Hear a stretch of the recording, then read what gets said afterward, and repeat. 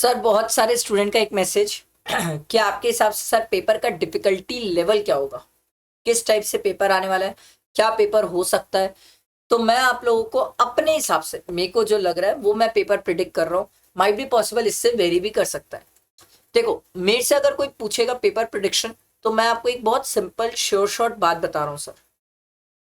Paper easy तो नहीं रहेगा, मॉडरेट से अबव रहेगा। मतलब अगर मेरे को कोई बोलेगा सर कि आउट ऑफ 10 अगर पेपर को मतलब डिफिकल्टी लेवल पे मेजर करना है तो किस लेवल पे रहेगा डिफिकल्टी 7 आउट डिफिकल्टी के लिए। ठीक है, डिफिकल्टी तो रहेगी। आई एम नॉट सेइंग कि पेपर डैम इजी रहेगा, एकदम आसान रहेगा कि कोई भी बना ले, नो। क्योंकि बहुत सारे अमेंडमेंट है जो कवर अप नहीं हुए, जो इंस्टीट्यूट है मे में पूछ नहीं पाई है, और पुराने भी अमेंडमेंट्स है जो इंस्टीट्यूट अभी तक कवर नहीं कर पाई है। बहुत चांसेस है कि बहुत सारे अमेंडमेंट्स कवर होंगे सर। फर्स्ट थिंग डिफिकल्टी के सेंस में। और लेंदी, मेरे हिसाब से पेपर लेंदी सर 10 में से 8। क्योंकि मेरे को जो लग रहा है वो ये है, ध्यान से सुनना। इस बार जो पेपर है ना, कंप्यूटेशन ऑफ जीएसटी लाइबिलिटी मतलब and computation of total income, ये दो जो बड़े क्वेश्चंस है, इनमें ना आपसे एप्लीकेशन बेस्ड ज्यादा पूछेगा।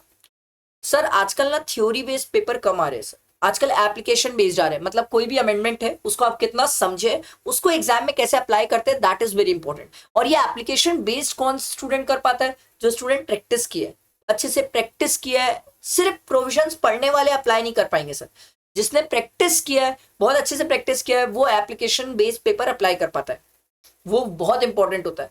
तो मेरे को लगता है पेपर एप्लीकेशन बेस्ड होगा। जो स्टूडेंट सिर्फ थ्योरी पढ़ते ही जा रहे, पढ़ते ही जा रहे, पढ़ते ही जा रहे, प्रैक्टिस नहीं कर रहे, जो प्रैक्टिस नहीं कर रहा है उनके लिए तो पेपर सर टफ है।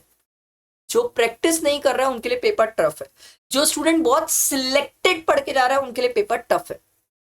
बट हाँ ये है, पेपर का मुझसे कोई पूछेगा सर तो डिफिकल्टी लेवल तो 7 था सर, लेंदी जो रहेगा वो 8। मतलब लेंदी थोड़ा सा पेपर रहेगा sir, and application based paper रहेगा सर। एमसीक्यू की बात करूं तो MCQ and plus case scenario में अमेंडमेंट्स कवर किए जाएंगे सर, और अमेंडमेंट कवर करके कनेक्ट करके क्वेश्चंस पूछे जाएंगे, जो कि इंस्टीट्यूट अब नया पैटर्न फॉलो कर रहा है और इसी तरीके से क्वेश्चंस बना रहा है।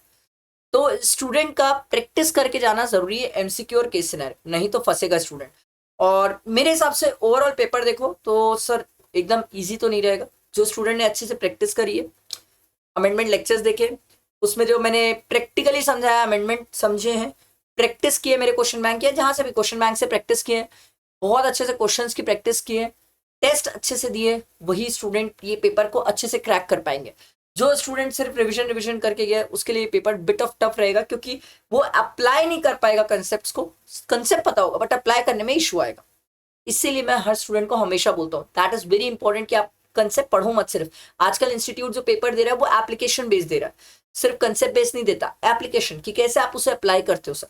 ठीक है, तो आई होप ये मेरी बात समझ आई होगी। ये मेरे हिसाब से प्रिडिक्शन है, might be possible, this can very, ये चेंज हो सकता है, डिपेंड करेगा भाई से के ऊपर कि क्या करेगी सर। ठीक, फिर भी सभी स्टूडेंट को ऑल द बेस्ट, अच्छे से पढ़ो, ज्यादा सोचो मत, टेंशन ना लो।